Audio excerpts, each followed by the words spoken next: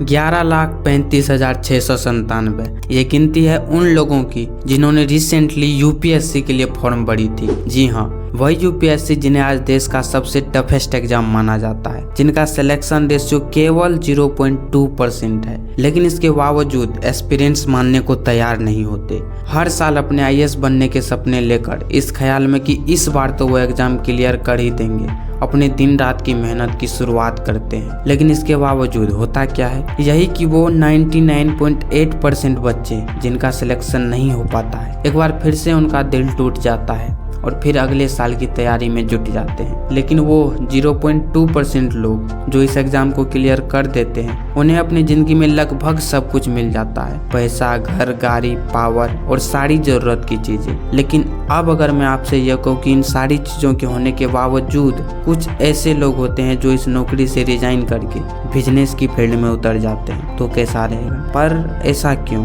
दोस्तों, आज के इस वीडियो में हम 3 ऐसे लोगों के बारे में जानेंगे जो अपने सिविल सर्विसेज की नौकरी छोड़कर बिजनेस की फील्ड में आ गए, और साथ ही दोस्तों हम इसके पीछे की वजह भी जानेंगे कि आखिर इन्होंने ऐसा क्यों किया। नंबर 1 पे आते हैं रोमन सैनी। इन्होंने केवल 22 साल की उम्र में यूपीएससी एग्जाम क्रैक की और पूरे देश में 18वीं रैंक लाकर आईएएस अधिकारी बन गए।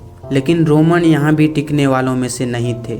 साल 2015 में उन्होंने इस पद से रिजाइन किया और फिर अपने दोस्तों के साथ मिलकर अनअकैडमी नाम का स्टार्टअप शुरू किया। इस स्टार्टअप को शुरू करने का मकसद था यूपीएससी कोचिंग के लिए छात्रों को एक मंच देना, जिसके लिए उन्हें लाखों रुपए खर्च करने की जरूरत न पड़े।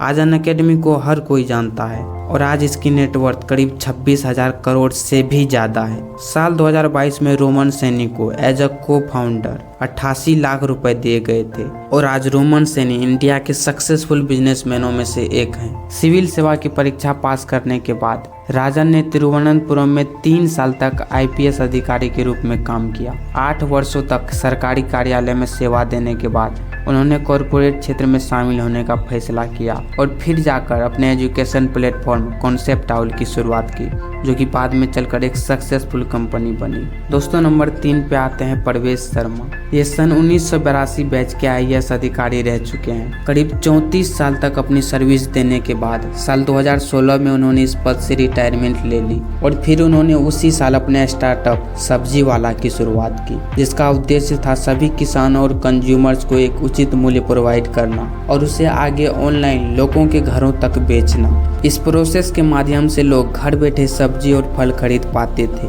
और आज यही स्टार्टअप, जो कि पहले दिल्ली के द्वारका इलाके से शुरू की गई थी, अब ये बाकी कई सारे राज्यों में भी प्रचलित हो गई है। दोस्तों, इनकी एग्जैक्ट इनकम तो मुझे नहीं पता, लेकिन आज के समय में ये करोड़ों की कमाई कर रहे हैं। मेरा गोल इस वीडियो से लोगों तक सिर्फ इन्फॉर्मेशन पहुँचाना है। बाकी दोस्तों, मैं निकलता हूँ अपने अगले वीडियोज की तैयारी में। तब तक के लिए टेक केयर, बाय बाय।